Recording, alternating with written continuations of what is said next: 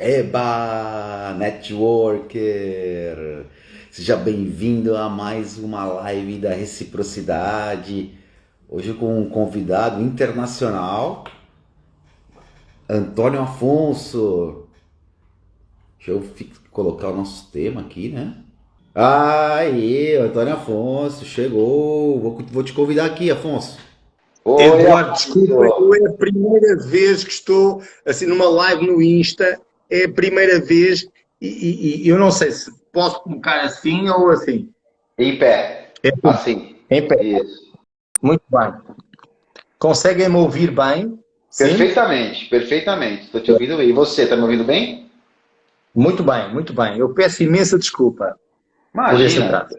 Eu até estava comentando com os nossos live espectadores, Afonso, que eu percebi, falando com o Edgar, com o Marco Buscema, com outras pessoas, outros colegas da Europa, que na Europa vocês usam mais o Facebook e o LinkedIn para termos profissionais, né? O Instagram vocês estão começando a utilizar, então natural que tenham não conhece a ferramenta, é natural que a gente tenha um pouco mais de dificuldade, mas você, como é um homem da tecnologia, isso você tira de letra, né, Afonso? Estava explicando para o pessoal também esse nosso valor de contribuição, que é uma coisa que a gente aprende fortemente quando entende como que deve funcionar o networking de verdade. Eu criei a live da reciprocidade, já com esse nome, justamente para retribuir as pessoas que de alguma maneira contribuem na minha vida, na minha carreira, e você, evidentemente, que é uma dessas pessoas. Aí meu sobrinho, acho que é, né? A Kátia, gente, obrigado pela presença. Antônio, normalmente é o seguinte, eu não gosto de fazer apresentações formais, porque como você sabe, é muito mais legal quando a pessoa conta a sua própria história, né? E ela dá ênfase nas coisas que para ela julga como importantes. Então, agradecer você. Você é uma pessoa que tem uma agenda super, mega, hiper apertada, então eu tenho que te agradecer por você ter aceitado ao meu convite. Eu já soube que você estava dando treinamento, que eu 200 pessoas no treinamento, eu estava completamente, muita gente. Foi fantástico. Pois é, eu já soube que você estava tendo treinamento. O Vinícius Zanoni me falou isso, me confessou. Então eu estou justamente no treinamento com o Antônio Afonso. Então eu sei que você está fazendo um baita esforço para me atender, disponibilizando a sua agenda à noite, super tarde, em Portugal. Almir que me ensinou a expressão live espectadores. Então, Afonso, te agradeço imensamente, e quero que você conte essa sua história de sucesso, de empreendedorismo, que é maravilhosa, com esse teu sotaque de português que é uma delícia de ouvir. Olha, Eduardo, a minha história de empreendedorismo, eu se calhar gostava de contextualizar um pouquinho para que, para que depois quem nos está a ouvir possa compreender melhor as minhas palavras. Eu Fica à às vezes vontade. posso parecer assim um pouco. A história é sua, a história é sua. É assim, Eduardo, ainda agora eu no treinamento de diretor estava a dizer que nós, nós não nascemos empreendedores. Nós não nascemos. Ninguém nasce empreendedor. Porque não é porque o pai ou a mãe é empreendedor que nós vamos ser. E também, uma coisa importante também não é se o pai ou a mãe, se eles não são empreendedores, também não quer dizer que eu não vou ser. Então é importante que todas as pessoas que nos estão a ouvir tenham esta consciência, porque não é isso que muda. É o meio. O meio tem muito a ver. A forma como você aprende a olhar para as coisas. É a forma como você aprende. Isso é a sua atitude. A atitude marca a diferença. Quando você olha para a adversidade, qual é a sua reação? O que é que você faz quando olha para a adversidade? Você constata a adversidade ou procura a oportunidade? Isso vai marcar toda a diferença. Mas mesmo que você se transforme em empreendedor, não há garantias que vá morrer empreendedor. Porque o empreendedor, na minha opinião, ser empreendedor é um estado. Você está empreendedor. Pode deixar de estar. Pode deixar de estar. Então a minha história acho que tem muito a ver com isso. Há pouco tempo lancei um livro com mais 9 amigos meus que se chama mesmo Empreendedorismo. Neste momento está só em inglês, que é Entrepreneurship. E são 3 livros, este é apenas o primeiro, que é Entre, que é como é que é a partilha de 10 autores de como é que nos transformamos em empreendedores. Basicamente será isto. E a minha história, que eu hoje conto aqui, não é o meu capítulo do livro, mas é a minha história que eu conto aqui, tem a ver com, muito provavelmente, com uma coisa que o meu pai me disse quando eu tinha 8 anos. O meu pai, eu tinha uns 8 anos ou 9, quando num sábado eu tinha ido ajudar o meu pai numa empresa onde ele era guarda-livros. Não sei se no Brasil também existe o termo guarda-livros, que é o contador. E ele num sábado teve que ir lá fazer umas horas extras para compor as coisas. E à hora do almoço voltávamos. Aquilo era uma cidade a 10 km da nossa, muito próximo. E ele disse-me assim, sabes, ele tratava-me por Lito. O meu pai tratava-me por Lito. Ele disse, sabes, Lito, eu não queria que tu fosses sempre conhecido como o filho do Sr. Afonso. Eu gostava que um dia fosse eu conhecido como o pai do Lito. E ele disse-me isso. E eu só tinha essa idade, 8 ou 9 anos, e eu nunca mais me esqueci. O meu pai, infelizmente, já morreu. Mas ele contava as histórias, falava de uma forma que havia sempre uma moral da história, havia sempre uma mensagem.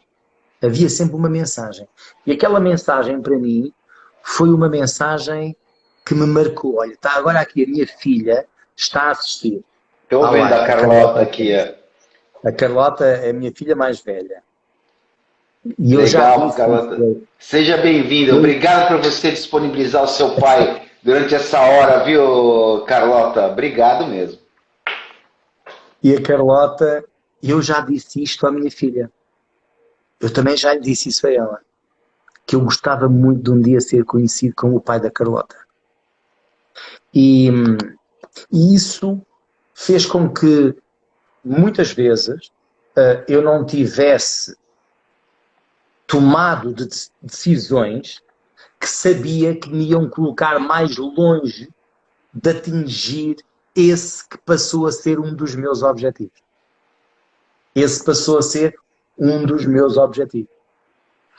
E foi muito bom, porque... Carlota tá falando que ela vai ser, viu? Você vai ser conhecida como o pai da Carlota, ela já tá dizendo isso.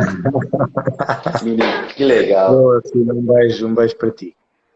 E então, eu pedi um computador ao meu pai. Isto em 1983. Eu tinha 11 anos. Eu pedi um ZX Spectrum, que era só um teclado que se ligava a um leitor de cassetes e a uma televisão e fazia um barulho. E nós, pronto, aquilo basicamente era para jogar. E o meu pai disse que não podia dar um computador. Mas o meu pai era contador. E ele tinha feito um negócio com uma empresa de Lisboa, porque eu vivo em Castelo Branco.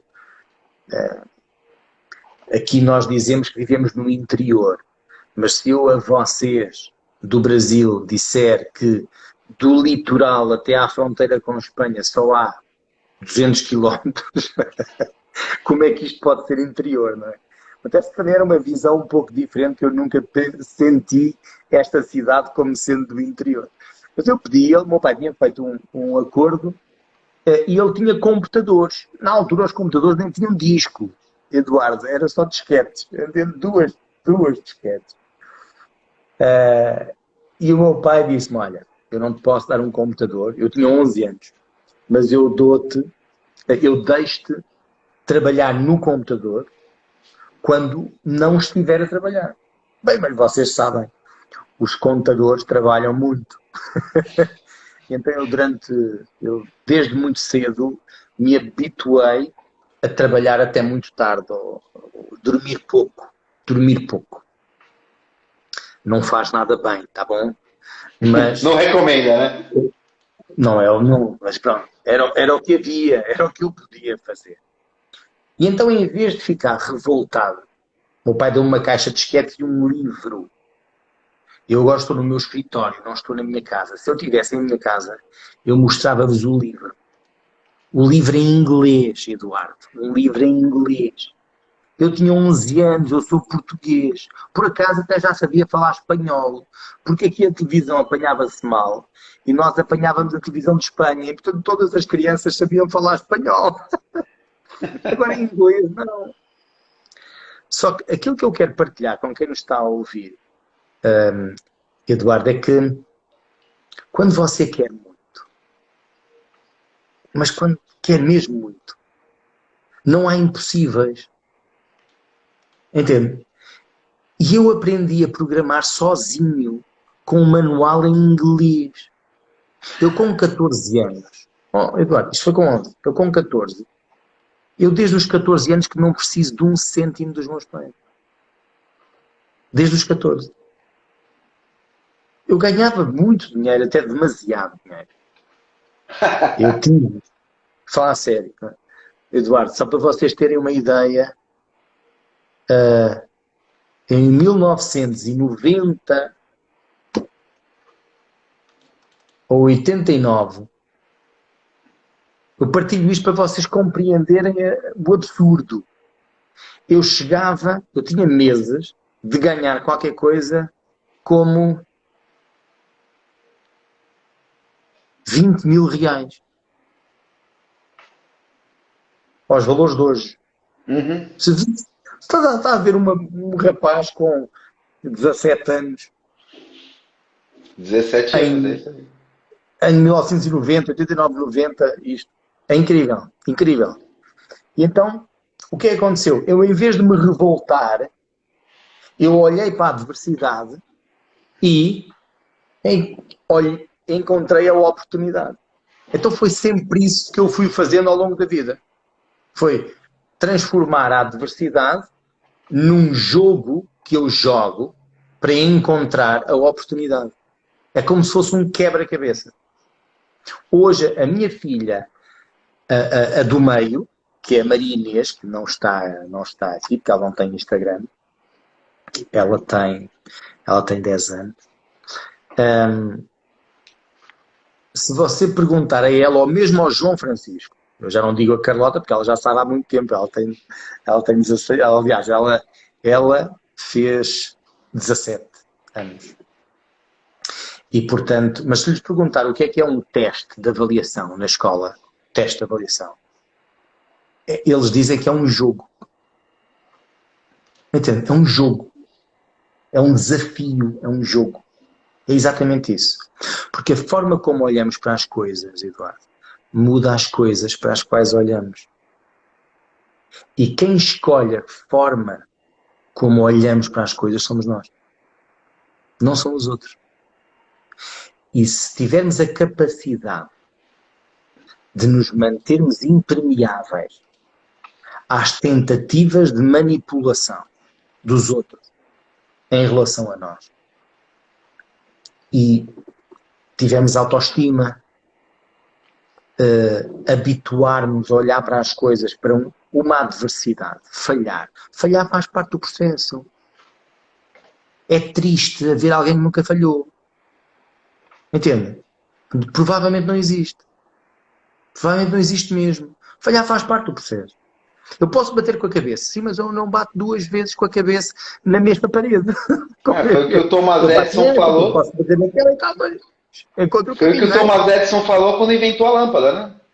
Ele falou, agora eu conheço. O Thomas Edison falou, agora eu conheço 1000 maneiras de não fazer a lâmpada. Porque ele só conseguiu na milionésima primeira. Ele. É incrível. Você está falando uma coisa, nós temos a mesma idade, pelo que você está me dizendo. Eu nasci em 1972. E eu notei, só que eu fiquei de cabelos brancos, ó, e você não, né, Afonso? Você não tem cabelo branco. Cabelo branco, não tenho cabelo, não é? Sensacional. Mas me conta, e aí você com 14 anos já estava, com 17 anos, já estava faturando 20 mil reais por mês, sim. E aí? Não era 20 mil por mês. Houve meses que eu ganhei isso, tá bom? Ah, entendi. Eu às vezes trabalhava 6 meses sem ganhar nada, tá? Porque estava a criar projetos. Com programação mesmo? Com programação? Sim. Eu em 88 apresentei, graças a uma pessoa. Há 2 pessoas nessa fase que são pessoas determinantes na minha vida. Foi o Dr. Armando Diniz, que era meu cunhado, o pai da Maria Diniz, muito amiga da minha filha Carlota, são primas, não é? E o Dr. Castelo Branco da Silveira, que infelizmente os 2 já faleceram. São pessoas que... Há uma história que eu conto. Vou dizer o seguinte. Eu, em outubro de 88, com 16 anos, apresentei o meu primeiro software num congresso médico. Que legal. Com 16 anos? 16. Mas eu vou-lhe contar o que é mais legal ainda. O que é mais legal é que o meu pai comprou-me o primeiro terno e gravata, calça, para eu levar. E eu esqueci-me do terno cá. E a conferência foi em Troia. 3 horas de viagem até lá, tá? E eu não tinha carro, eu tinha 16 anos. Eu fui de boleia, de carona, não é carona. Com os médicos. Eu fui com os médicos. E é incrível. Eu lembro-me de uma coisa como se fosse hoje, que me marcou. Costumo dizer no contexto do BNI, você sabe que eu sou diretor executivo do BNI e diretor distrital aí no sul do Brasil e aqui em Portugal. E eu no BNI costumo dizer o seguinte, sabe, não é tanto o número de pessoas que você conhece, é a qualidade da relação que tem com ela. E você sabe o que é que aconteceu? Tirando o Dr. Silveira, que era o diretor do serviço do hospital aqui em Castelo Branco, que era um speaker notável, os outros médicos não levaram blazer para o congresso. Por causa do Lito. Eu era o Lito ainda nessa altura, ainda não era o António Afonso. Todos me tratavam por Lito. Não, o Lito fazia parte da equipe. E para eu não me sentir mal também não levaram. Agora diga-me, eu tinha 16 anos, eles eram médicos. Qual lhe parece que era a qualidade da relação que eu tinha com ele? Espetacular, porque eles fizeram um gesto sensacional para te apoiar, né? Para você não ficar numa situação inferior, no momento que você precisava estar numa situação de extrema autoconfiança, né? E você sabe, deles, né? No contexto dos médicos, é sempre fato, terno, gravata. Imagina, a equipe de Castelo Branco não foi. Externo. só o chefe do serviço, porque pronto, porque ele tinha que ir. Tá? E isso marcou-me. E nesse dia eu aprendi por exemplo, porque eu constatei que eu trabalhava muitos dias até às 4 da manhã. Muitas vezes, Eduardo, muitas vezes. E eles estavam lá comigo algumas vezes, outras vezes não estavam. Eu nunca falhei a nenhum deles. Eles iam a congressos internacionais com as apresentações que eu fazia. Eu ia de ônibus, fazia 500 quilómetros de ônibus com as disquetes para transformar as disquetes em slides. Antigamente não havia videoprojetor, não é? Eram os slides.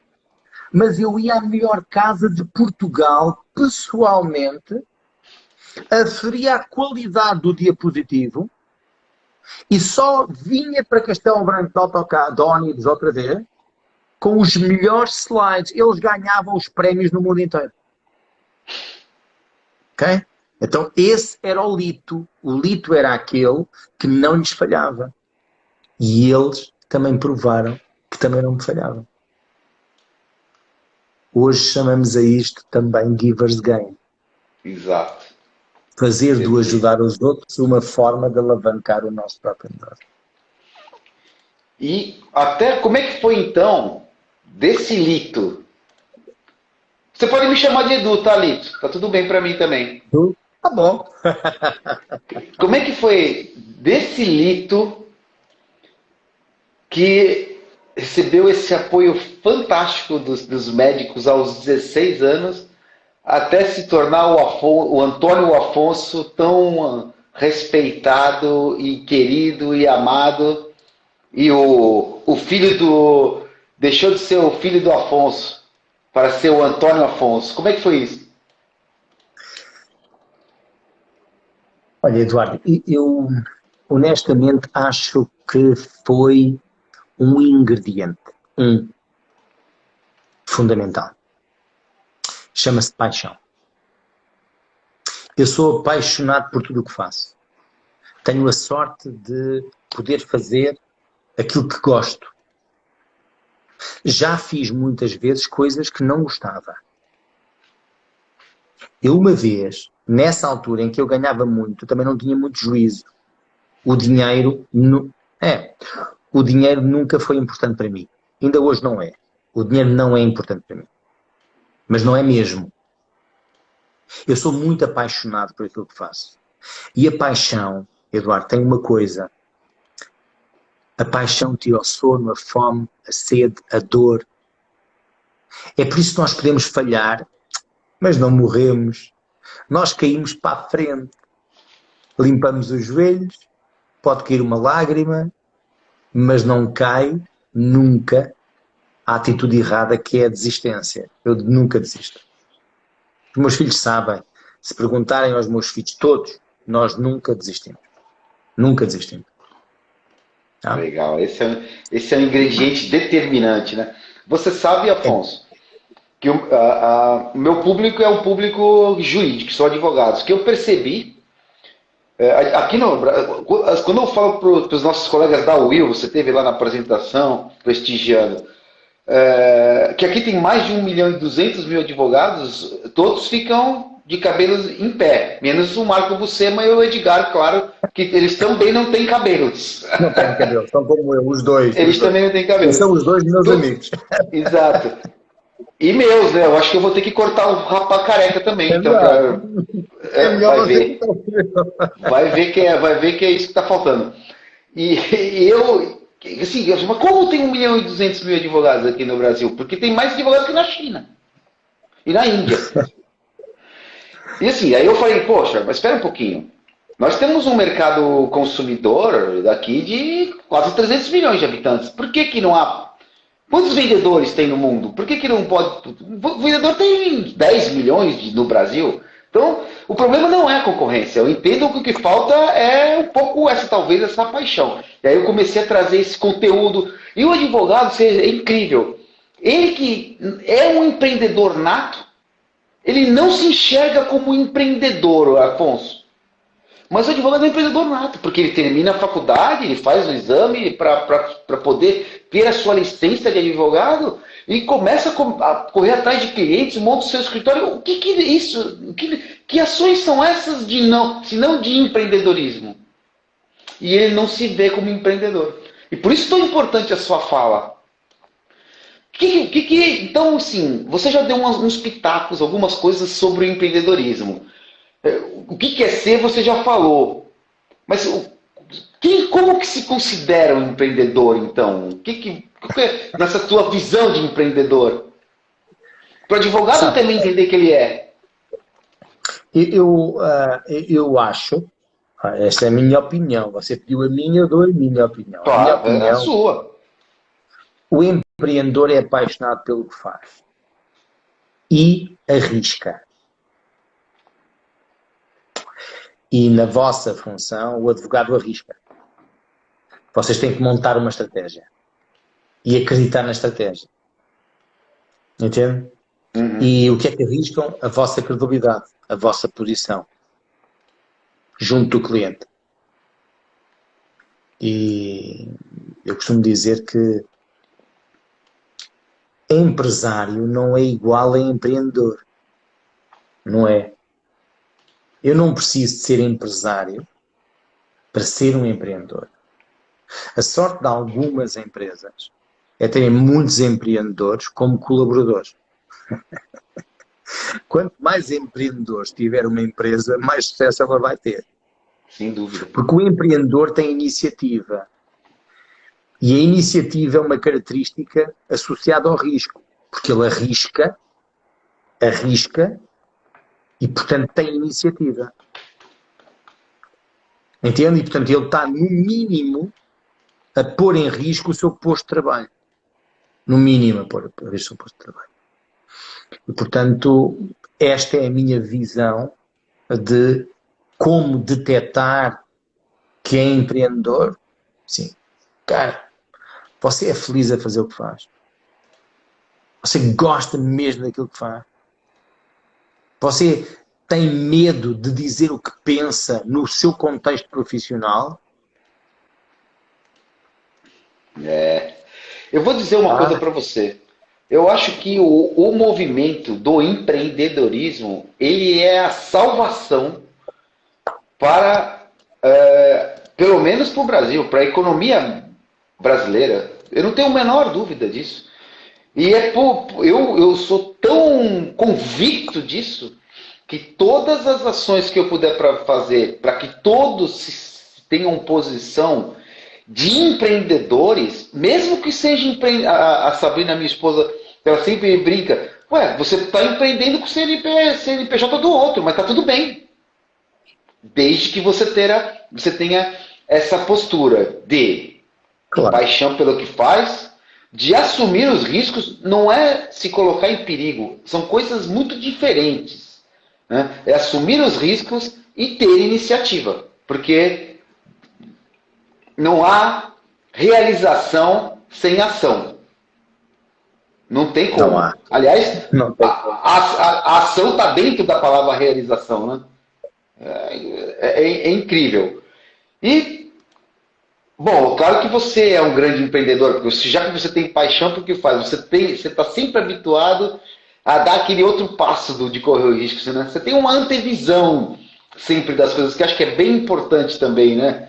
Fazer uma visão de futuro. Eu estava assistindo esses dias a palestra que o Ivan deu lá na Polônia, que ele fala sobre a Elizabeth, esposa dele, que é espetacular a visão dela de comprar o dele. Ele fala justamente, né? Da visão e da ação para poder conseguir os objetivos. Né?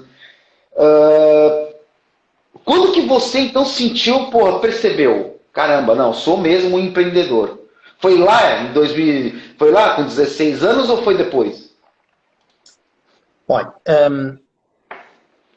com 16 anos aconteceram várias coisas. O ano 88 foi um ano muito importante da minha vida. Aconteceram muitas coisas. A primeira foi a conquista de um objetivo, de um dos meus objetivos. Porque um dia eu chego a casa, à hora do almoço, e a minha mãe diz-me assim: olha, o teu pai está muito contente, pergunta-lhe porquê. E até está emocionado. E eu, pô, o que é que se passa aqui? Eu cheguei, fui à casa de banho, lavar ao banheiro, lavar as mãos, fui para a mesa, nós sempre tivemos esse hábito de comer em família, e eu cheguei, fui para a mesa e disse, pai, a mãe disse que estás muito feliz, o que é que aconteceu? Sabes, filho, tu já não te lembras, seguramente já não te lembras, mas eu um dia disse que gostava de ser conhecido como o teu pai. E hoje foi o dia. Eu disse, hoje foi o dia, então mas o que aconteceu? Eu hoje fui ao hospital. Foste ao hospital e não me disseste nada. O que é que tu foste fazer ao hospital? O papá foi só fazer um exame. E eu cheguei lá, pediram-me o cartão do cidadão, que é o cartão onde tem a fotografia e o nome. E a senhora olhou para o cartão, olhou para mim e perguntou, você é o pai do Lito? Que era a dona Florinda, que era a recepcionista do serviço de gastro. E eu disse, sou o pai do Lito. Então tu não queres saber que ela chamou os médicos todos para me apresentar aos médicos? Fui tratado de luxo no hospital. Então olha, pronto, olha, o meu sonho está realizado. Então, portanto, aconteceu isso. E aconteceu uma outra coisa. Eu estava há pouco a dizer que eu ganhava muito dinheiro, mas não tinha juízo. Não tinha juízo. Estou a brincar. Claro que era uma criança, era um adolescente, como todos os outros. Como todos os outros. E, portanto, tinha também as minhas loucuras de adolescente. Não é? E podia ter muitas loucuras de adolescente, porque eu tinha dinheiro. Mas havia uma coisa que eu fazia. Eu, em 88, ganhava à hora o que hoje equivale, portanto, eu ganhava 5 euros. Portanto, equivale hoje a ganhar à hora, portanto, 32 reais à hora. Em 88. E o que eu fazia era, eu contratava os meus amigos para me fazerem companhia e me ditarem coisas que eu estava a fazer. Eram meus ajudantes. E eu pagava 50%, eu pagava metade. Eu dava-lhes 2,5 € e eu ficava com 2,5 €.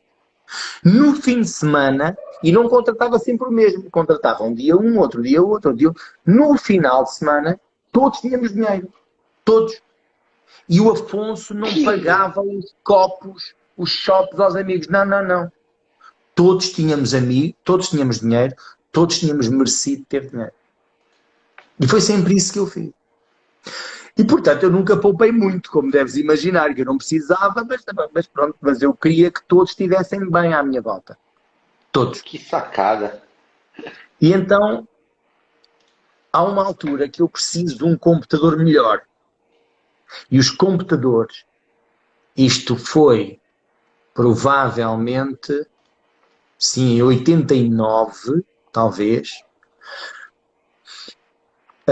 eram caríssimos. Os computadores eram muito caros.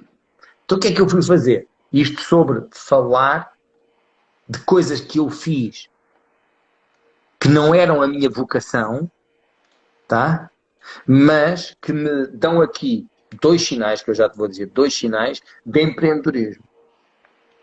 O primeiro é um sinal de coragem, que é assim, ouvi dizer que havia uma paragem das máquinas numa fábrica, numa celulose aqui, fábrica de papel, de pasta de papel, e as máquinas paravam todas durante 30 dias, tá?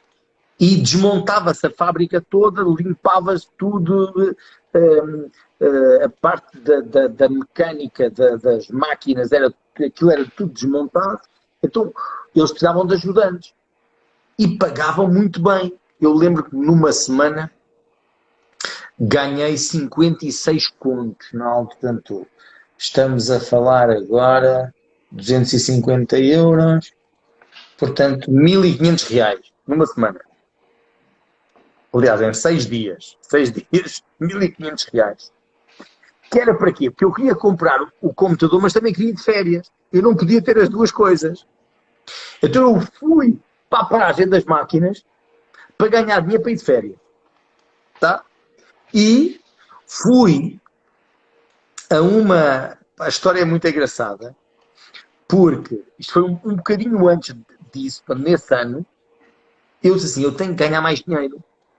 E então fui a uma coisa que se chamava, que era a Casa da Cultura, aqui em Castelo Branco, que davam formação profissional. E ganhava-se bem à hora.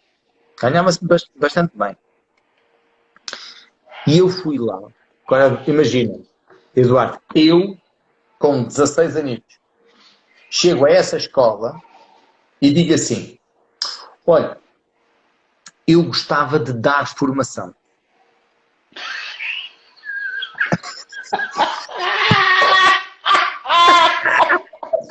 A senhora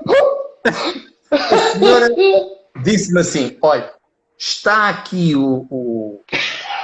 a lista de treinamentos, de cursos, veja aí em qual é que se quer inscrever. E eu disse assim, você não está a perceber, eu quero ser o professor. E ela disse assim, olha, desaparece daqui. E eu disse assim, não me leva a mal, agora vê, não me leva a mal, mas eu sou muito bom. Eu quero ensinar outros e quero ganhar dinheiro com isso. Com quem é que eu tenho que falar? Quem é o chefe? E ela diz-me assim, olha, aquele que vai ali ao fundo, do género, vai lá atrás dele e deixa-me aqui em paz, para ela para tratar. E eu cheguei ao pé desse senhor, que ainda há pouco tempo encontrei aqui num café, ao pé da minha casa, que eu já não o via há anos. E eu disse-lhe exatamente isso, olha, eu gostava de dar formação, porque eu sou muito bom. Imagina, 16 anos, dá formação, Modesto. bom, Modesto, né? e ele olhou para mim e disse assim, olha, próxima semana vem cá o responsável regional dos treinamentos de informática. Porque eu disse que era de informática. Eu vou falar com ele para ele fazer um exame. Se tu tiveres 20 em 20, 20 em 20, que é 100%, não é? Eu dou-te uma oportunidade. Sabe o que é que eu fiz, Pedro? Eu abracei-me ao senhor e disse muito obrigado pela oportunidade. Foi aí que o homem ficou louco, pensou, o que é que eu fui fazer? Este tipo vai tirar mesmo nota. E tirei, não é? E tirei. E ele teve que te dar uma oportunidade. Ele teve que me dar a oportunidade, mas espera só. Porque o que aconteceu foi incrível. Porque, portanto, eu tirei nota máxima, tirei 20, era de 0 a 20, eu tirei 20. Eu lembro-me, foi MS-DOS. O exame que eu fiz foi de MS-DOS. E então, depois tenho uma reunião lá com eles, assim, vais dar a formação. O primeiro dia vai ser o dia tal, isto são 10 dias, ou já não sei quantos dias eram, 10 sessões, deram 10 sessões. Na primeira sessão, tu vens meia hora mais tarde, porque nós temos processo administrativo com os formandos e só depois é que apresentamos o formador. Então, tá bom. Então, eu cheguei a horas, não é? Portanto, 20 minutos, 10 minutos antes, portanto, 20 minutos depois. Lá estava eu, a porta estava fechada, eu ouvia barulho lá dentro, ouvia voz. Entretanto, abrem a porta e quando eu entro, a minha professora de informática e o meu professor de química eram meus alunos. A professora de informática era minha aluna à noite. Portanto, depois dessa, Edu, depois dessa, eu passava qualquer prova de fogo, não é? Porque imagina eu dar formação à noite à minha professora de informática. Pronto, é esta. Então Eu foi penso que em 1989 que você sim, sentiu que o empreendedorismo, com essa atitude, no mínimo ousada, né? No mínimo, né? Espetacular essa iniciativa. mas muita autoconfiança. Porque eu fazia aquilo era a minha vida, entende? Eu sempre tive boas notas em informática.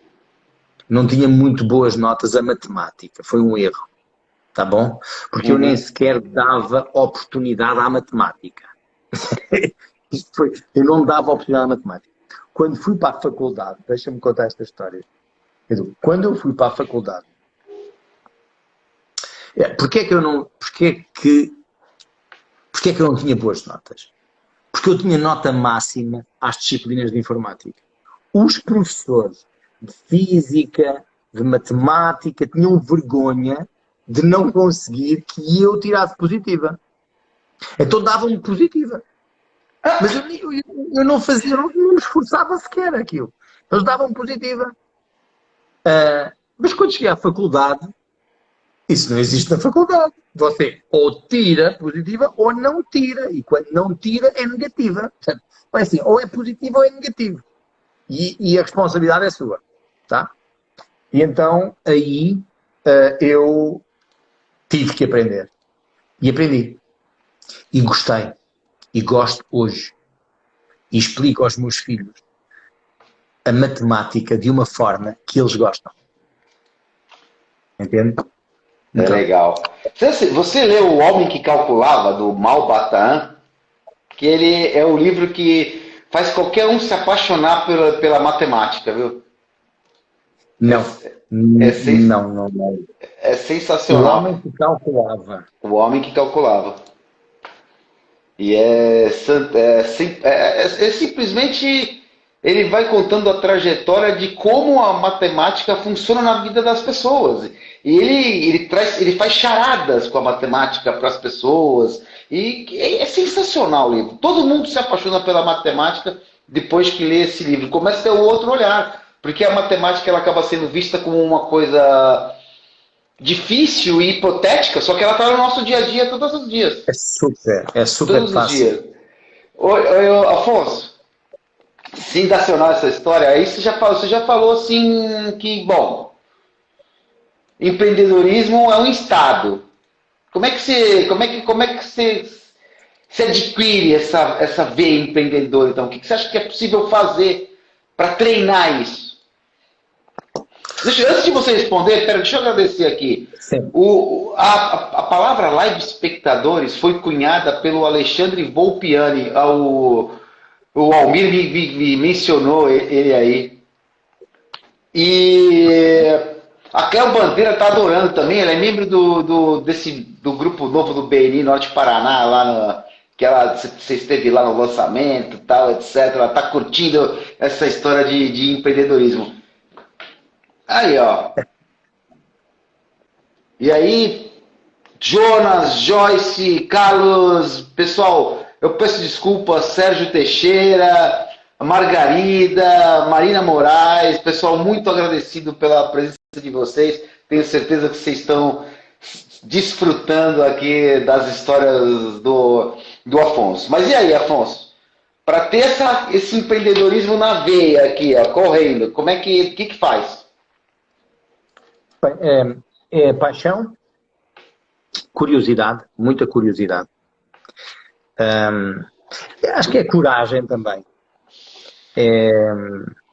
Sabe, nós podíamos falar muito tempo sobre um outro tema que é obrigatório quando se fala de empreendedorismo, que é o medo. Empreendedorismo, liderança, é o medo. Se perguntar, Afonso, você tem medo de falhar? É claro que eu tenho medo. É claro que eu tenho medo. Agora, o medo impede-me de fazer? Não. Eu consigo viver com o medo. Tá bom? e fazer umas festinhas ao medo. Ele não te paralisa, né? É essa capacidade de você fazer umas festinhas com respeito ao medo que faz a diferença, tá bom? Quando você perde o medo, fica louco, tá? E está próximo do precipício. Então o medo tem que estar lá, porque o medo baliza. Não são os outros que me impõem limites, tá? Sou eu que imponho limites a mim próprio. Sou eu. E aconselho todos a serem vocês próprios a definir os vossos limites. Não deixem que ninguém defina limites por vocês. Ninguém é ninguém. Ninguém é alguém na hora de impor limites aos outros. Tá? Somos nós. Nós. É a capacidade de nós falarmos ao espelho. Não sou perfeito, não há perfeitos. Aliás, há perfeitos, aí nas perfeitorias. Mas daí pessoas é perfeitas. perfeito, não perfeito, né? É perfeito, não é? Exatamente, não é perfeito. Então, não há. Falamos ao espelho, aquela pessoa que aparece no espelho é a pessoa que nós temos que nos habituar a prestar contas e a pedir prestação de conta. Porque nós temos uma facilidade incrível de apontar para os outros. E temos uma dificuldade muito grande de apontar para nós, como culpado. E se há um culpado, o culpado sou eu. Entende? O seu culpado é você, o meu culpado sou eu. Eu hoje falava de liderança no treinamento de diretores e dizia que há 3 coisas que um líder não faz. Não é? Ele não arranja desculpas. E porquê? Porque a presença de desculpa é a ausência de sucesso. Portanto, quando há desculpa, não há sucesso. Quando há sucesso, não há desculpa. O líder também não culpa os outros, assume a responsabilidade. De quem é a culpa? A culpa é minha. E a culpa interessa muito pouco. Interessa muito pouco de quem é a culpa. Porque a seguir vem a terceira, que é o não justifica o que não funciona. Arranja uma solução e junta pessoas à sua falta para executar essa solução. Então, neste jogo destas 3 coisas, roda, para mim, a essência da liderança. Entende? É aqui. É você não permitir que isto aconteça. Não acontece e você, como é apaixonado por uma determinada profissão, digamos assim, você é bom nesse campo. É um especialista. E você foca-se a resolver problema. E pronto. E fica muito bom a resolver problema. Depois conhece o BNI e fica muito bom a criar relações e a manter relações e a reconhecer. Costumo dizer que o reconhecimento é a cola das relações. Portanto, se nós queremos manter as relações ao reconhecimento, e pronto, e é este jogo. E é assim que nós nos mantemos empreendedores, é jogar este jogo infinito daquilo que é a nossa paixão e encontrar. Eu defino propósitos, entende? Eu defino causas, eu transformo os meus grandes objetivos em causas e sendo uma causa você consegue com muita facilidade juntar pessoas à sua volta. As pessoas juntam-se a causas, identificam-se com as causas. Os objetivos são pequenos milestones dentro de uma causa. A minha causa é que os advogados do Brasil tenham sucesso, tenham todos um lugar ao sol. Eu realmente acredito que isso seja viável. Só que são muitas frentes que têm que ser trabalhadas, né? Porque a gente fala desde de uma mudança de mentalidade, que é muito importante em si. Lá no Enchendo a Banca, eu tenho um módulo só sobre a pessoa se desconectar da mentalidade da escassez para a mentalidade da abundância, porque senão não vai funcionar para ela não vai ter sucesso no marketing, não vai ter sucesso no networking, não vai ter sucesso em nada. De fato, ela pode ter um sucesso efêmero, mas não perene. Nada que seja duradouro, porque por trás disso está o medo, né? E aí o medo você acabou de abordar. Essa é a grande diferença. Você eliminar o seu medo e dar uma volta nele, e aí você se conecta com o pensamento da abundância sempre. E nunca esquecer disso, né, Afonso? Nunca esquecer, né? Não, a mentalidade da escassez traz-lhe problemas graves. Um deles é a ansiedade e faz com que você se precipite na tomada de decisão. Você empurra o futuro com o umbigo. Você vê perto. Eu fiz esta analogia e vai ter sempre a minha imagem de marca, que é uma coisa que eu costumo dizer: não seja cabeça de charrua. Charrua é aquela coisa que faz os rasgos na terra, não é? Que antigamente eram os animais que puxavam, aquela coisa assim, fazia os rasgos na terra. Cabeça de charrua faz com que você veja muito perto. Você não levanta, sabes? Você não levanta, você não vê longe. Então, nós, quando começamos quando passamos a sobrevivência, e entramos na estabilidade, é quando nós deixamos de trabalhar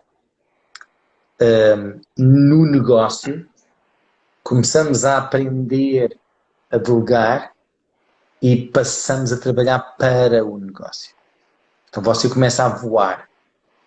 Se tiver uma causa, juntou as pessoas certas à sua volta e então você vai chegar mais longe. Charrua é o arado, aqui o Almir está nos lembrando. O arado aqui no Brasil. Não seja cabeça de arado. Tá? Cabeça de arado, quanto mais puxam por você, mais você se enterra. Entende? E está a olhar para baixo.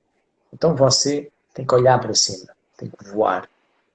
E essa capacidade que nós temos de sonhar, de ver mais longe, essa mentalidade da abundância que você falava, é exatamente isso. A mentalidade da escassez faz você olhar para baixo. Você vê perto. Vê perto, não vê o buraco que está à frente. Não contorna. Cai no buraco. Cai no buraco, é isso. Cai no buraco. Afonso, o Lito, eu vou te chamar de Lito agora, viu? Tá muito íntimo, né? Afonso, quais são os conselhos que você dá? Tem mais alguma coisa que você se recorde para que as pessoas se mantenham com essa mentalidade? Olha, eu tenho um conselho. Um conselho. É valorizar aquilo que tem. Todos os dias. Todos os dias. Todos os dias valorizar aquilo que tem e manter os seus objetivos bem presentes. Nunca deixe que a vida louca do dia a dia o faça esquecer os seus objetivos, porque a maior parte das pessoas que não atinge objetivos é porque os esqueceu. Esquece. Esquece porquê? Porque a vida é complicada.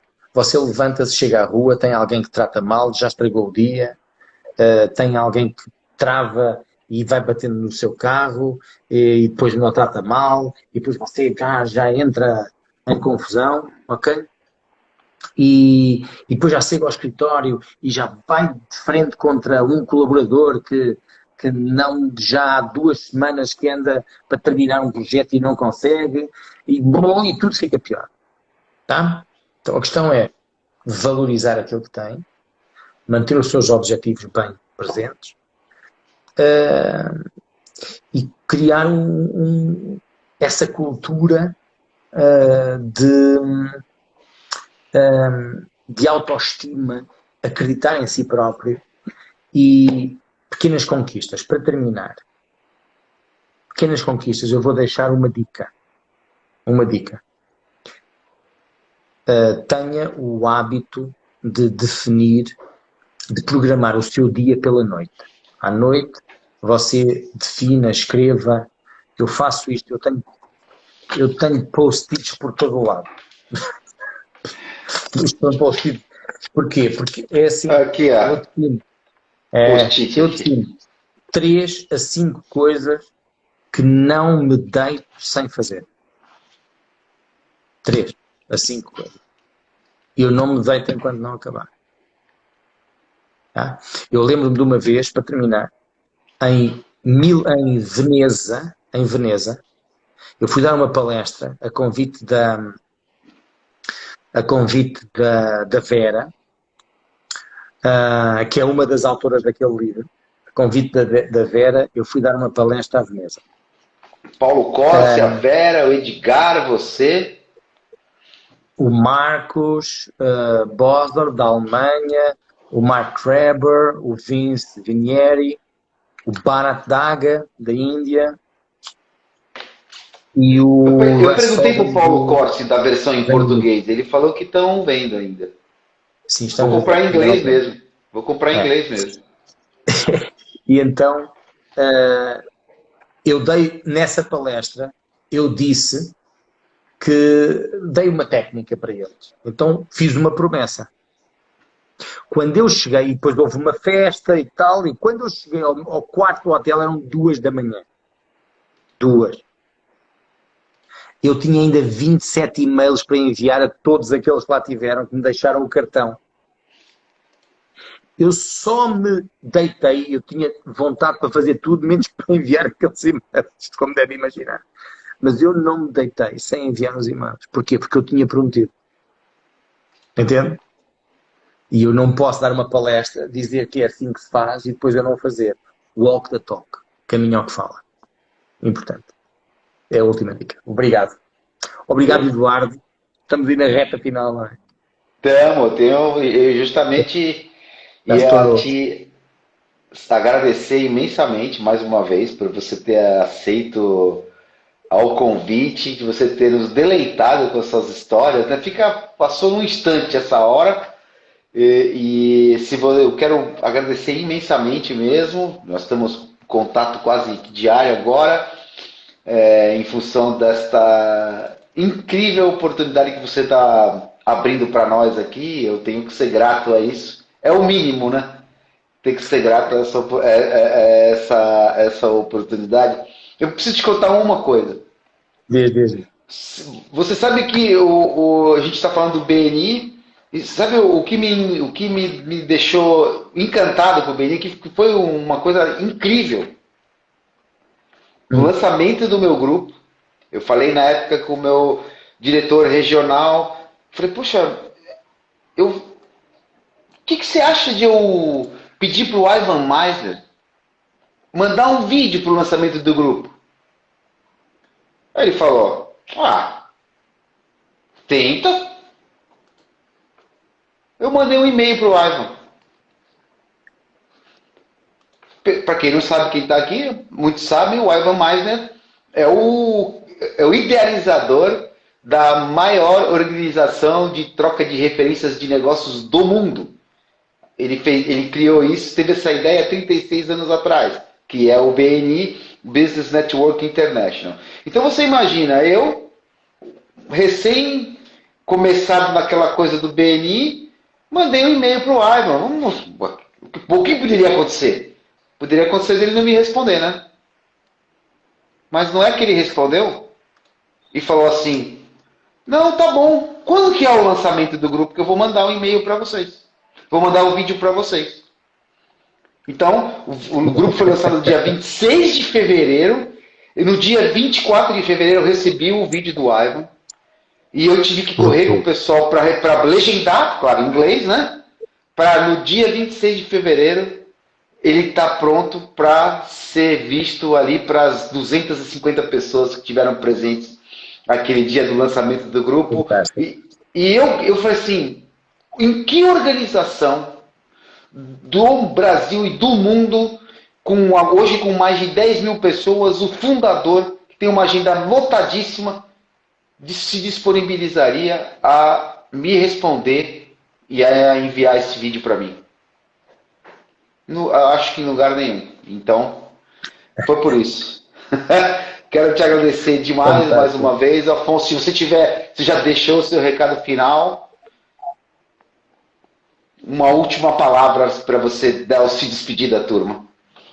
Eu quero vos dizer que o último objetivo, a última grande causa que eu juntei à minha vida profissional foi o jogo infinito de acabar com o desemprego no mundo. E quando eu defini essa causa, muitos disseram que eu era louco. Hoje é uma realidade, nós estamos a lançar esse projeto que é o matchingforyou.com em 22 países ao mesmo tempo. E por isso não deixem que ninguém vos defina limites. Sejam donos do vosso futuro, porque a forma como olhamos para as coisas muda mesmo as coisas para as quais olhamos. Muito obrigado, Eduardo, foi com muito gosto que eu estive aqui. Obrigado a todos quantos estiveram a assistir. É um privilégio poder falar para todos os ouvintes aqui da sua live, Edu. Um forte abraço. Obrigado. É isso aí. Eu que agradeço, então. Foi fantástico, Afonso. Uma ótima semana para você, uma ótima semana para todos que nos assistiram. E é isso aí, pessoal. Ó, como eu sempre termino, um forte abraço para todos. Valeu, Afonso. Abração. Obrigado. Tchau, tchau.